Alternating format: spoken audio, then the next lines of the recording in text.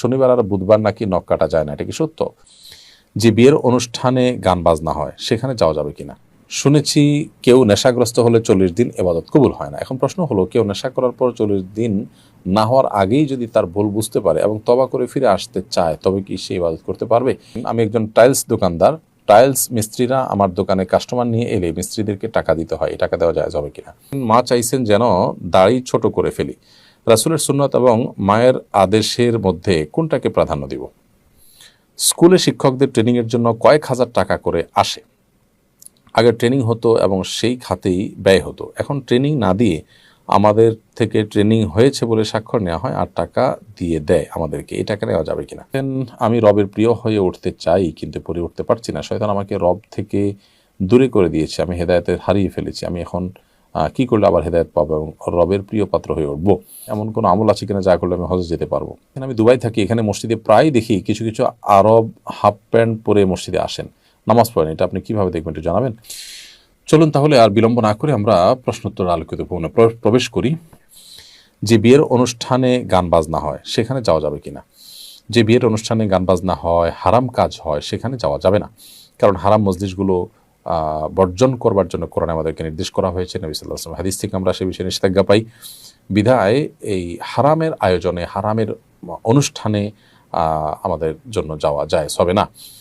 সেখানে যদি আপনার কোনো হারামের আয়োজন না থাকে, পর্দাহীনতার ভয় না থাকে, গান বাজনা না থাকে, তাহলে সেক্ষেত্রে আপনি যেতে পারেন।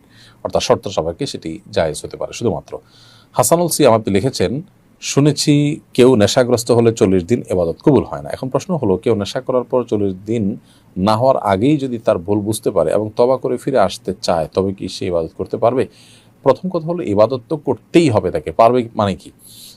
ইবাদত করতে শুধু পারবে না, ইবাদত করাটা তার জন্য আবশ্যক।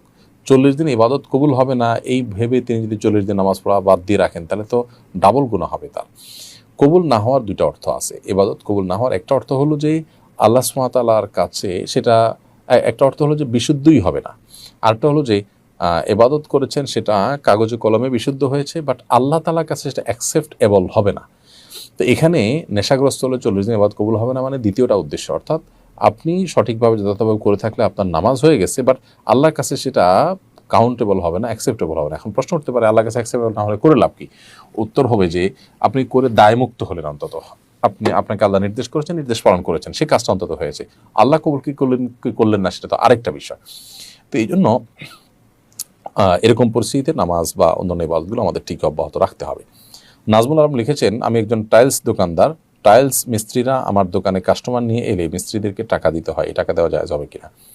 দেখুন, যদি টাইলস মিস্ত্রিরা কাস্টমার যে নিয়ে আসেন, সেই কাস্টমারের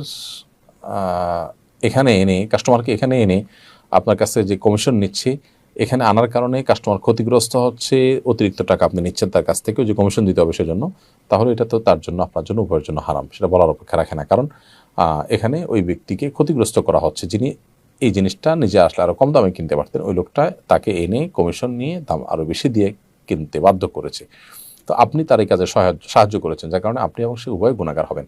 আর যদি ব্যাপারটা এরকম হয় যে না, এটা অন্য জায়গায় যে দাম ছিল এখানেও আপনি একই দাম রেখেছেন, তিনি অন্য জায়গায় লেছে কম বা বেশি পেতেন না, তাহলেও সেক্ষেত্রে এই মিস্ত্রি, তার যদি ডিউটি থাকে ওই যার কাজ করছে তার কাজের অংশ থাকে নিয়ে আসা, তাহলেও তার জন্য এখানে পারিশ্রমিক নেওয়া জায়েজ নয়। আর যদি তার ওটা ডিউটি না থাকে, বাট আপনার পক্ষ থেকে সে হিসাবে, আপনার সেলসম্যানের মতো করে সে যদি, বা মধ্যস্থকারী হিসাবে, ব্রোকার হিসাবে সে কাস্টমার নিয়ে আসে, তার নিজের কাস্টমার হোক, অন্য বাইরের কাস্টমার হোক, সে এরকম আনে, যদি এরকম হয়, তাহলে তার এই পারিশ্রমিক হিসাবে আপনি তাকে টাকা দিতে পারেন। তবে সেক্ষেত্রে ওই যে শর্ত হলো, ওই ক্রেতা যেন ক্ষতিগ্রস্ত না হয়। ব্যাপারটা এমন না হয় যে কমিশন খানেওয়ালা মানুষ মাঝখানে আছে, মধ্যস্বত্বভোগী বা আপনার ব্রোকার আছে, সেজন্য দাম বেড়েছে, এরকম যদি হয়, তাহলে সেক্ষেত্রে তার এবং আপনার কারোর জন্য এটি জায়েজ হবে না। ফাহিম আসাদ লিখেছেন, মা চাইছেন যেন দাড়ি ছোট করে ফেলি। রাসূলের সুন্নাত এবং মায়ের আদেশের মধ্যে কোনটাকে প্রাধান্য দিব? ভাই ফাহিম, আপনার মা দাড়ি ছোট করার যে নির্দেশ দিয়েছেন সেটা নবী সাল্লাল্লাহু আলাইহি সাল্লামের নির্দেশের খেলাফ। এখানে রাসূলুল্লাহ সাল্লাল্লাহু আলাইহি ওয়াসাল্লাম শুধু সুন্নতের ব্যাপার না, ওয়াজিবের ব্যাপার। দাড়ি রেখেছেন তিনি সেই অর্থে সুন্নাত, কিন্তু দাড়ি রাখার নির্দেশ নবী সাল্লাল্লাহু আলাইহি ওয়াসাল্লাম করেছেন সেই অর্থে এটি ওয়াজিব। সো এই ওয়াজিব তরক করার ব্যাপারে মা বললেও মার সেই কথা শোনা যাবে না, কিন্তু মাকে বিনয়ের সাথে নিজের অপারগতার কারণটা ব্যাখ্যা করতে হবে, সীমাবদ্ধতার কথা জানাতে হবে, মাকে ভালোবাসেন সেটা জানাতে হবে, বেয়াদবি করা যাবে না।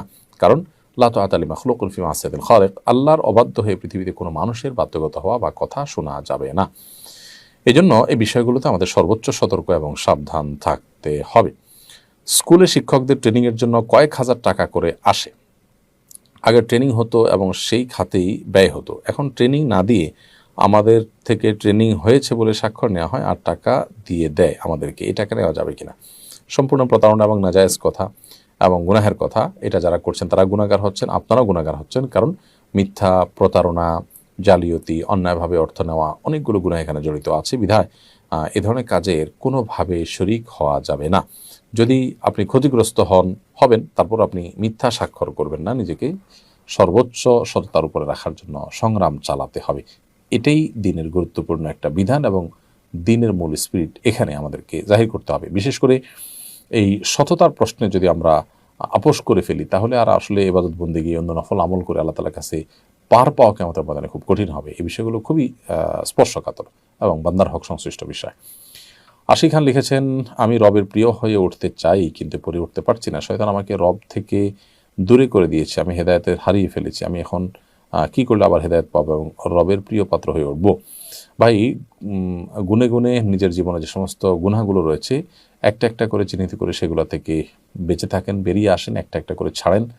আল্লাহর কাছে একটু যখনই দিলটা নরম হয়, চোখের পানি ফেলে চিৎকার করে কাঁদেন, সাহায্য চান এবং বিশেষ করে ভোর রাতে তাহাজ্জুদের সময় উঠে আল্লাহ তাআলার কাছে দোয়া করেন, সহযোগিতা চান, আল্লাহ সাহায্য চান। সেই সাথে আমাদের সিজদাকে একটু দীর্ঘ করে লম্বা সময় ধরে সিজদায় থাকেন। এগুলো সবগুলো ইনশাআল্লাহ আল্লাহর নৈকট্য পেতে আপনাকে সাহায্য করবে। এরপরে শাহরিন সাফা আপনি লিখেছেন, এমন কোনো আমল আছে কিনা যা করলে আমি হজে যেতে পারবো?